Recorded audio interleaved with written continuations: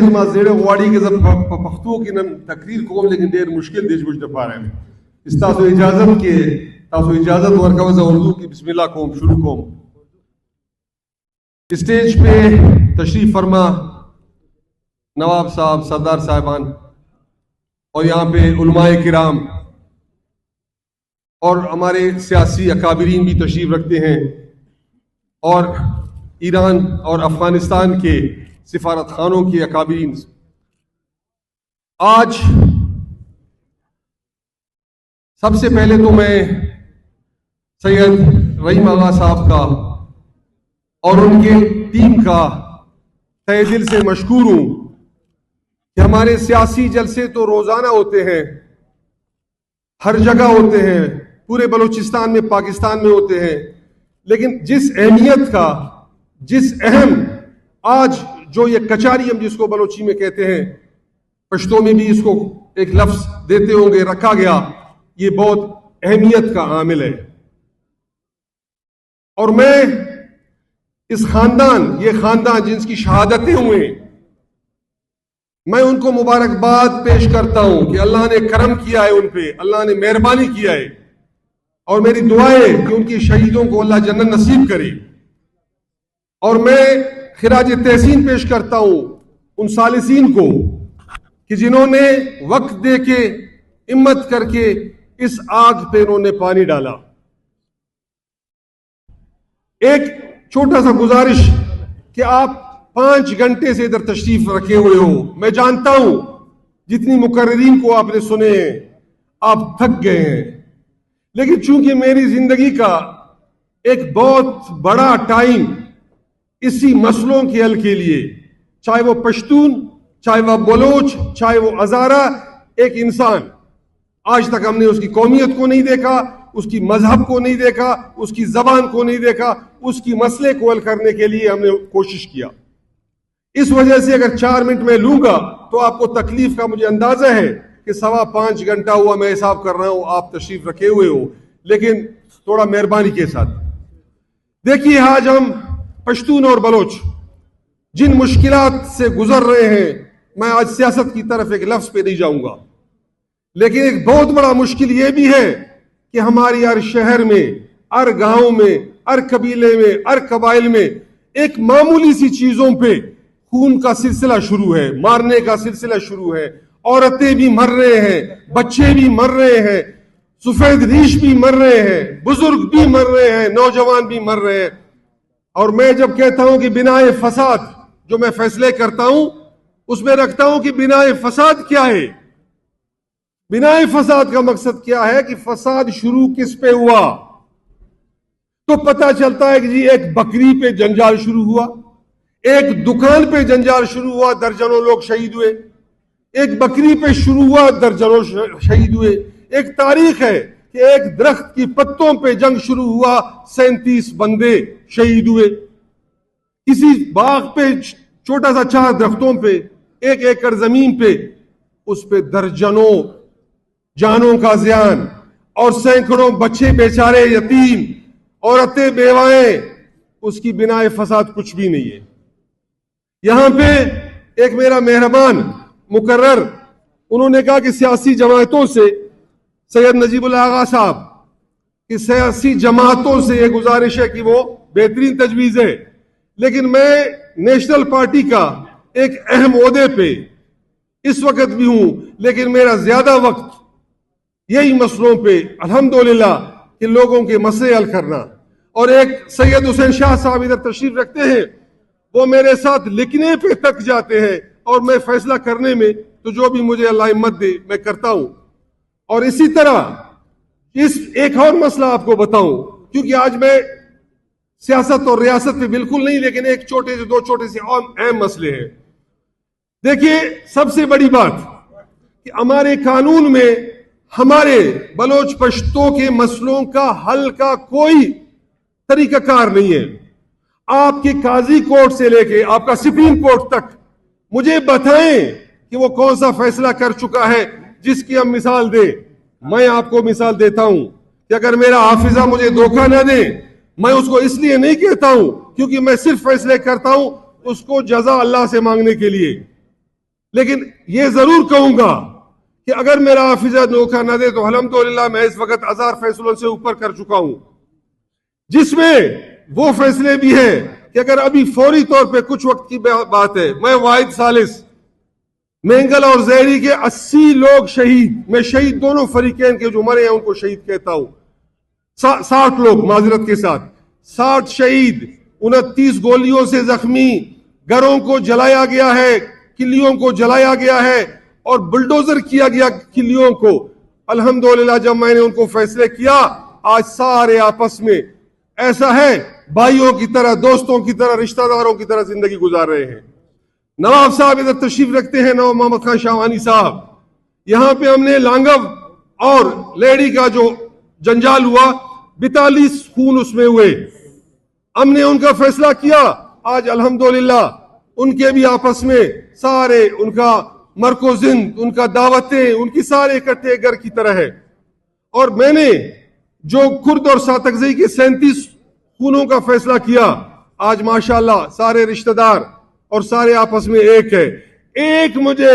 یہاں پہ ہمارے پولیٹیکل لیڈران بھی بیٹھے ہوئے ہیں، ہمارے سرداران اور مشر بھی بیٹھے ہوئے ہیں، ہمارے مولانا صاحبان بیٹھے ہوئے، ایک عدالت کا مجھے فیصلہ بتائیں کہ اس ریاست کے اس ادارے نے وہ فیصلہ کیا کہ سارے بلوچ اور پشتون قوم جو بھی جنجال میں تھا وہ ایک دوسرے سے گلے ملے۔ آپ یقین کریں کہ اتنی عدالتیں کہ کوئی ایمانداری کا فیصلہ نہیں۔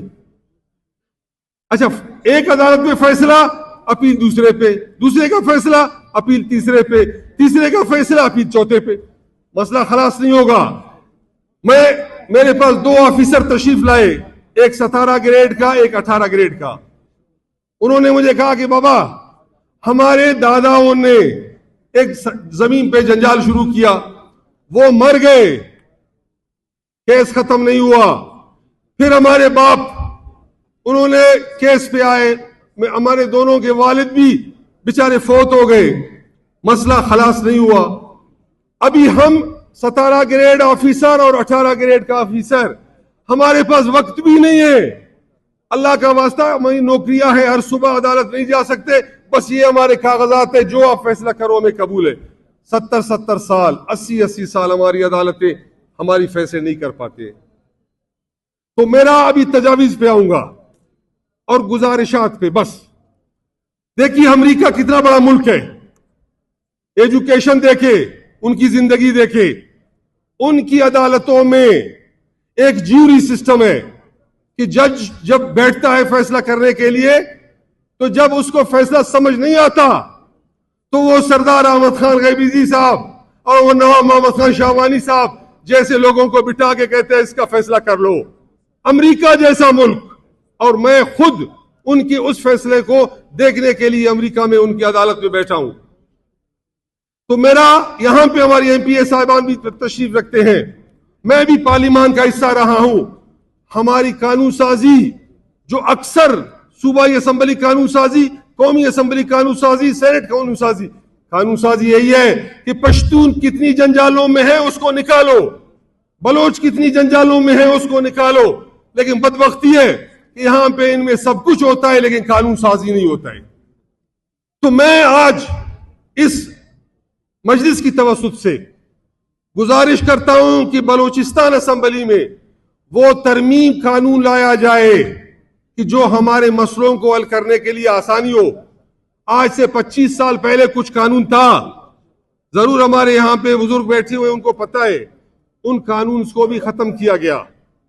ان قانون کو بھی ختم کر کے آج وہ ساری عدالتوں تک پہنچایا۔ تو میں سمجھتا ہوں کہ اگر ہم قانون سازی کی طرف جائیں کہ ہم اپنے مسئلے کیسے حل کریں تو وہ ہمارے لیے اس صوبے میں بہت بہتر ہوگا، کیونکہ ہماری ہر جگہ ہر قلعے میں جنگ۔ اور میں گزارش کروں گا آج اس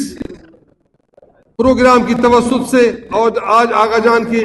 رکھا ہوا آج اس مجلس کی توسط سے ایک گزارش کروں گا آج بلوچ اور پشتون دونوں قبائلوں سے، کیونکہ بلوچ اور پشتون آج کا نہیں، ہزاروں سالوں سے ایک خاندان، ایک فیملی کی طرح ہے۔ ٹھیک ہے، پشتون اور بلوچ قومیں ہیں، کیونکہ ہمارے رشتے آپس میں ایک دوسرے کے ساتھ تعلق، آپس میں ہماری بلوچی میں کہتے ہیں کہ ناخن اور گوشت کا رشتہ، ہمارا تو ناخن اور گوشت کا رشتہ ہے. اور میں شکر گزار ہوں آج آغا کا کہ آغا نے بلوچ لوگوں کو پشتون دستارے پہنایا اور پشتون لوگوں کو بلوچ دستارے پہنا کے تاریخ کا ایک اور پنے میں رقم کر دیا. میں اس کا شکر گزار ہوں. تو میں یہ چاہتا ہوں کہ دیکھیے خدا را یہ قومیں تھوڑا صبر سے کام لے. ایک چھوٹی چھوٹی چیزوں پہ، ایک بیٹے کا منگنی پہ جھگڑا ہوتا ہے 8 لوگ مرتے ہیں، ایک معمولی دکان پہ جھگڑا درجنوں. تو میرا گزارش ہے کہ صبر سے کام لے بلوچ بھی اور پشتون بھی، کیونکہ جتنی مشکلات سے آج ہم گزر رہے ہیں اس سرزمین پہ، میں ایمانداری سے کہتا ہوں کہ ہمیں تکلیف یہ ہے کہ ہماری نسلوں کا کیا ہوگا. آج ہم تو اس عمر کی اسٹیج پہ پہنچ گئے کہ جی چلو اللہ حافظ، کل نفس ذائقۃ الموت تو ہے، لیکن ہماری نسلوں کا کیا ہوگا؟ ان نسلوں کو بچانے کے لیے یہ جو ہمارے قائدین، مشرز، لیڈرز، پولیٹیکل لوگ، قبائلی زعماء یہ بیٹھے ہوئے ہیں، ان کو سوچنا ہوگا. اور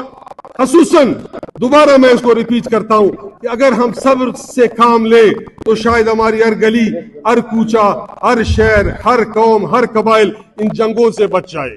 اور آخری میری بات کہ پشتون قائدین سے بھی گزارش ہے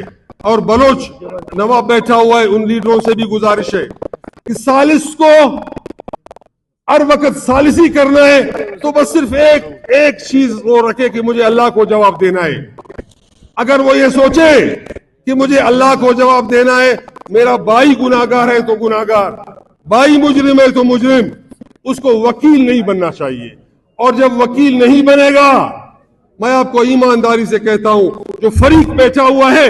اس کی ذہن میں یہ بات کلیئر ہوگا کہ یار واقعی میرا جو نقصان ہوا، یہ جو کہہ رہا ہے، یہ ثالث جو بول رہا ہے وہ حقیقت پہ مبنی ہے. اس کی ذہن اس بات کو قبول کرے گا، اس کی دل اس بات کو قبول کرے گا کہ ٹھیک ہے جی، جو میری نقصانات ہوئے، جو میری شہادتیں ہوئے، میری باپ، میرے بھائی، میرا خاندان، میرا فیملی گیا، لیکن یہ باتیں بہت اہم ہے. تو وہ اس بات کو اہمیت دے کے اس ثالثان کے فیصلے کو قبول کرتا ہے. آخر میں ایک دفعہ